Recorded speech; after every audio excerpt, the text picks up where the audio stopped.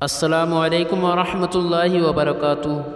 ملزم ایک 15 سالہ لڑکا تھا۔ ایک اسٹور سے چوری کرتا ہوا پکڑا گیا۔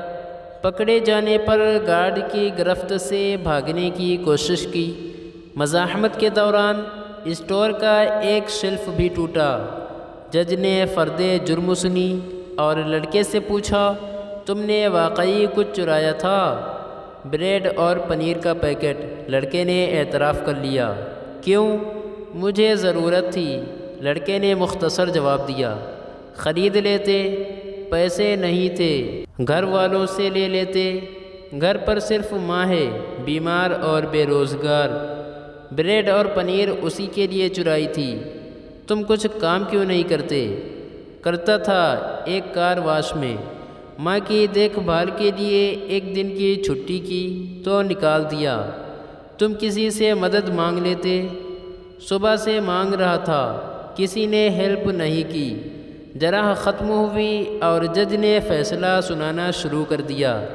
چوری اور خصوصاً بریڈ کی چوری بہت ہولناک جرم ہے اور اس جرم کے ذمہ دار ہم سب ہیں۔ عدالت میں موجود ہر شخص مجھ سمیت اس چوری کا مجرم ہے۔ میں یہاں موجود ہر فرد اور خود پر $10 جرمانہ عائد کرتا ہوں۔ $10 ادا کیے بغیر کوئی شخص کورٹ سے باہر نہیں جا سکتا۔ یہ کہہ کر جج نے اپنی جیب سے $10 نکال کر میز پر رکھ دیے۔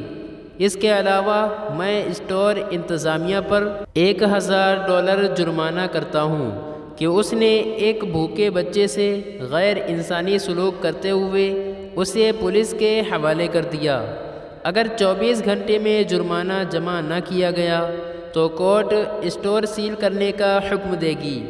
فیصلے کے آخری ریمارک یہ تھے، اسٹور انتظامیہ اور حاضرین پر جرمانے کی رقم لڑکے کو ادا کرتے ہوئے عدالت اس سے معافی طلب کرتی ہے۔ فیصلہ سننے کے بعد حاضرین تو اشک بار تھے ہی، اس لڑکے کی تو گویا ہچکیاں بن گئی تھیں اور وہ بار بار جج کو دیکھ رہا تھا۔ کفر کے معاشرے ایسے ہی نہیں پھل پھول رہے، اپنے شہریوں کو انصاف ہی نہیں عدل بھی فراہم کرتے ہیں۔